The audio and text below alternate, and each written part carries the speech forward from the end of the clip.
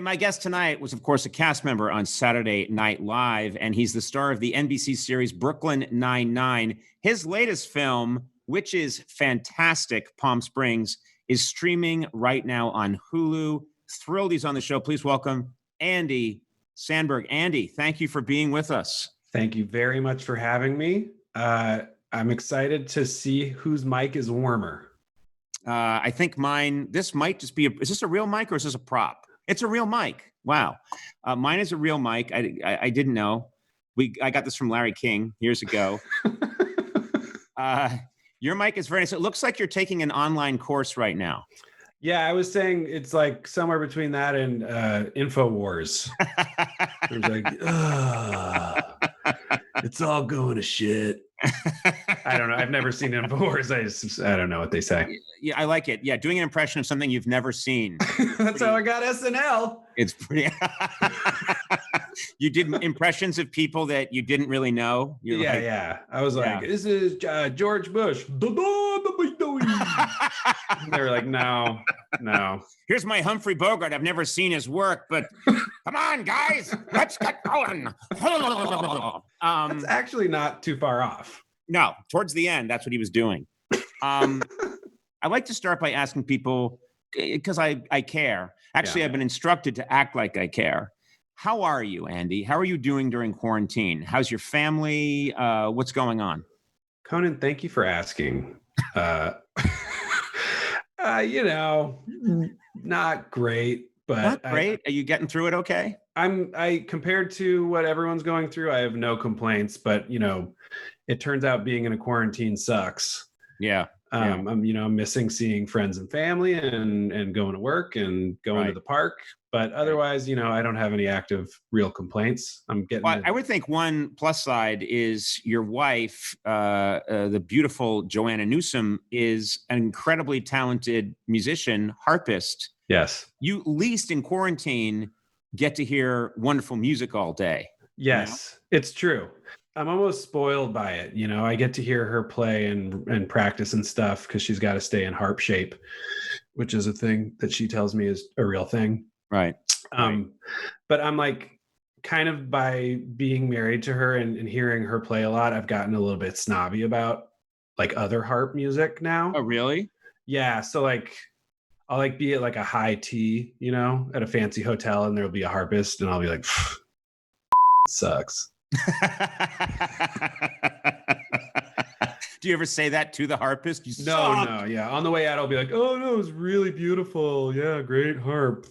And then to Joanna, I'll be like, she's like, I thought it was fine. I'm like, yeah, it was all just like bullshit glissandos. No technique. No one talks that way about the harp. You know what's nice is harp music. Harp music is what they always play when someone's falling in love or having a magical epiphany. And you must constantly be walking around the house feeling like you're hearing that music and thinking you're falling in love with your toothbrush as you put the paste on. Do you know what I mean? Yeah, it definitely lends itself to sort of dissonant moments where it'll be like playing, and then I'll catch myself in the mirror and be like, I do have to go to the bathroom. This is a magical discovery. And then I'll go do that. You're lucky that your talented wife plays, is an expert harp player. Yeah. My wife, when I met her, was in the traveling company of Stomp. And so all she does is stomp all day to keep in stomp shape. Right. So she's constantly making stomping sounds and stomping. And I'm like, do you really need to do this? Yeah. And she's like, I've got to keep this up. I've got to be ready. So every time the phone rings at home, she's like, is it Stomp? Yeah. Is it Stomp? Do they want me back? And I went, no, there's a pandemic.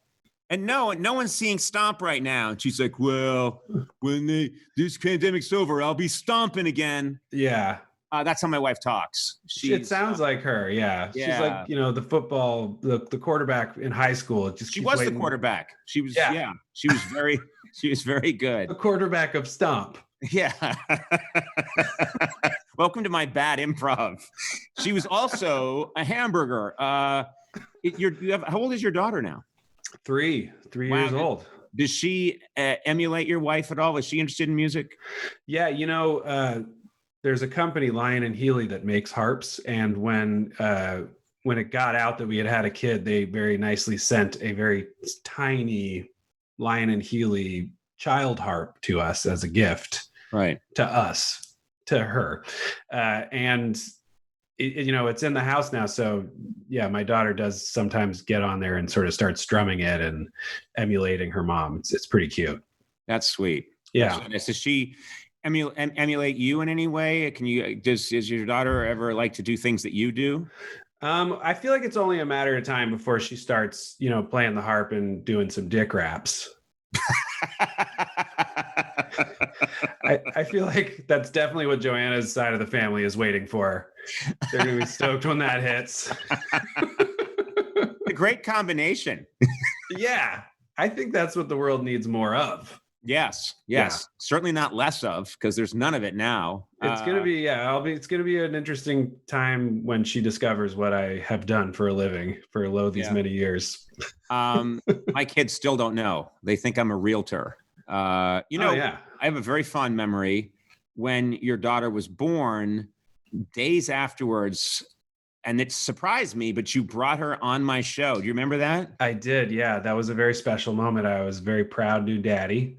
Yeah. And I wanted to show her off. Yeah. Yeah, you did show her off. Let's take a look at that clip right now. Okay.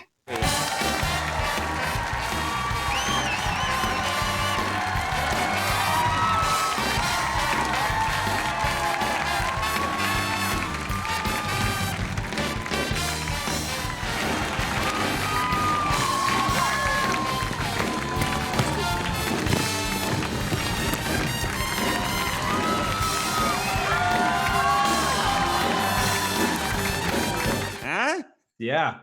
Yeah. Was she wasn't injured, was she? She was fine. She was fine. I was earning that Dad of the Year mug that day. Hey, is this right? Because you're so busy. You're doing so many things. And I do want to, between Brooklyn Nine-Nine and this terrific movie, which I want to talk to you about, which is, I'm going to say this. I love this film. I really do. And it's one of my favorite movies that I've seen during this whole quarantine. And I'm watching classics like Lawrence of Arabia and, Citizen Kane. Right. I loved everything about it. It's a great story. The performances are incredible. And it was funny and it was also very sweet. And then I noticed that you're an executive producer in the movie. And I thought that must be kind of cool to be in the film, but also be executive producing it. Or is it difficult? It's a lot of work. It was a small movie with a small budget, but the pluses for me outweigh the minuses. And a big part of that for me as an actor is I can kind of just try stuff out. And then when I watch the edit and feel humiliated, I can just demand as a producer that it be cut, So it's kind of like it's a chill vibe for me to bring to the table. Yeah. But that's that's kind of how I've been rolling the last few years. It's kind of, I call it the Andre Braugher rule, where I'm a producer on Brooklyn too, where I'm like, just surround me with good actors, and then we'll get in the edit, and then anytime I suck, we'll just cut to the good actor. So the cast is terrific. They really are in this movie. You guys all seem to work out, and then you got the incredible J.K. Simmons to be in this. And the man's won an Oscar. And he's Jonah Jameson. And he's also Jonah Jameson in the Spider-Man series. Yeah. I tried to get him to talk to me as Jonah Jameson a lot. Be like, call me, pretend I'm Peter Parker and be Jonah Jameson. And he'd be like, what? No, I'm not going to do that. And I'd be like, do my outgoing voicemail as Jonah Jameson. Be like, I need pictures of Spider-Man. And he's like, I'm not going to do that. Get out of my trailer. You just sound like not a good executive producer. I was like, yeah, I'm a producer. You have to. Or you're fired. Yeah. We have a clip here.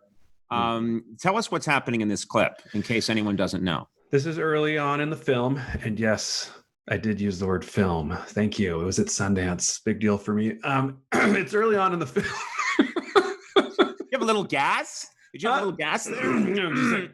Sorry, this is one of my daughter's hair clips. I'm just nervously picking up. Okay. Yes, early on in the film, and you don't yet know, unless you watch the trailer, that my character has been reliving the same day many times. Mm-hmm. And I'm courting Kristen Miliotti's character, Sarah, and sort of gliding through the wedding and doing some dancing. Let's take a look at this clip from Palm Springs. Oh, yeah.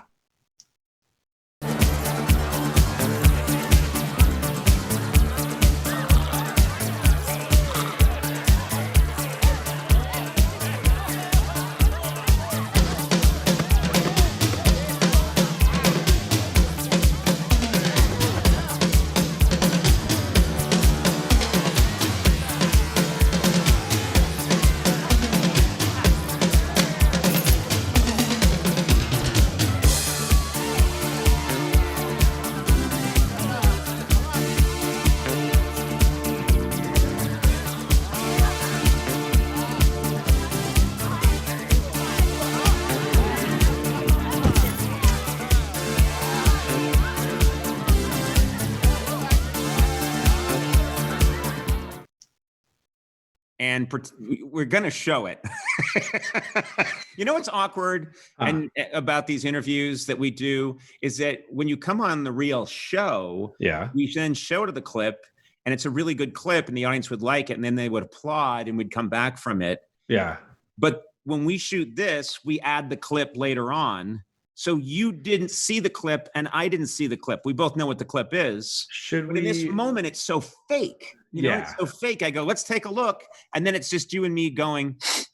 And then I go, wow, that was great. But we didn't just see anything. We didn't see it. Can we pretend like the clip just ended again? And then you guys can put in applause and we can do the like normal thing. And I'll take a sip. I'll take a sip of my water like it just came out of the clip. Okay, let's take a look at this clip from Palm Springs. Oh.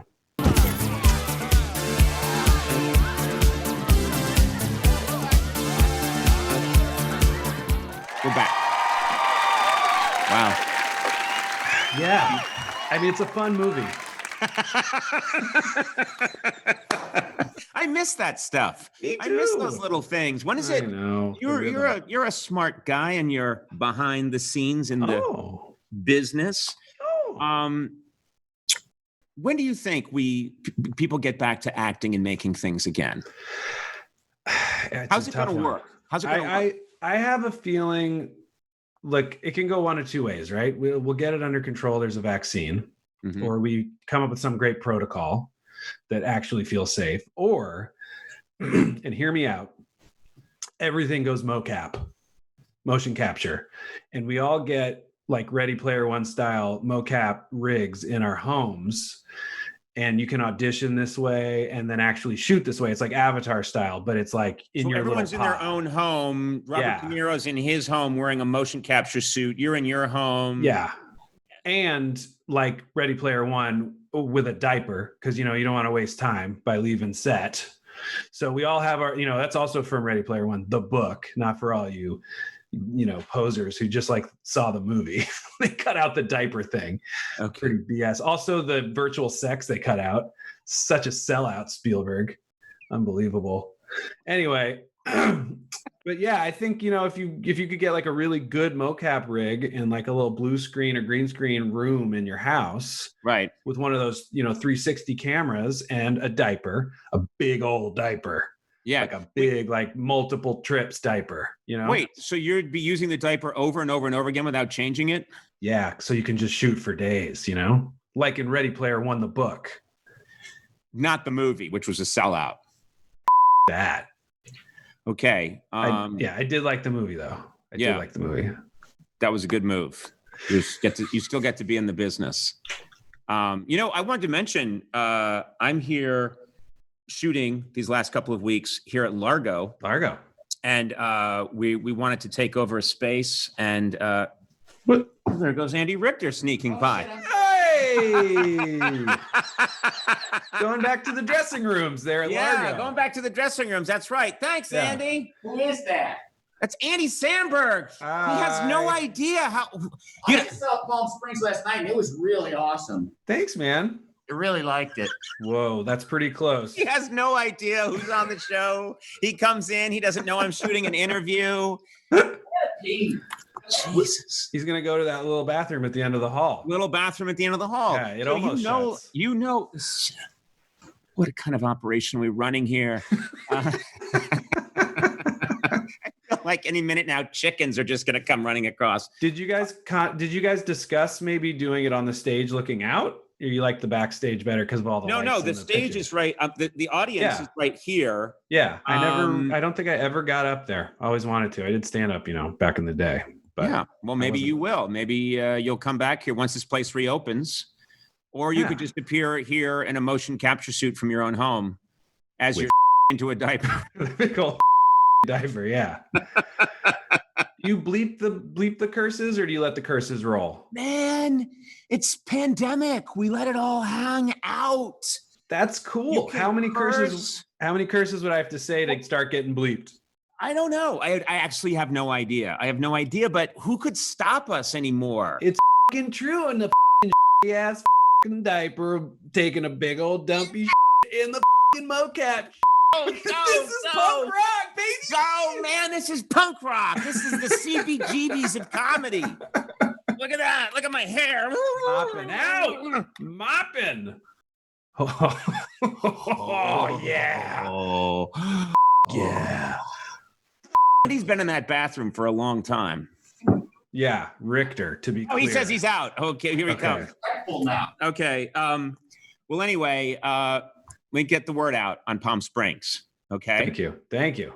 Palm Springs is available to stream on Hulu, and I promise you, it is one of the better movies you're going to see for quite a while. So see that film, and really terrific performances and heartwarming. And I'm very happy for you because you're just terrific in this movie, and I just know that this is a big deal. This is a great movie. So thanks, I bow to you. Congratulations. Seriously, very happy. Thank you. For you. Yeah. Thanks, buddy. And I look forward to seeing you in person so we can do this with our hands and fingers. We should see each other in person. I'm not good with hand signals. That was not subtle at all. We should see each other in person, man.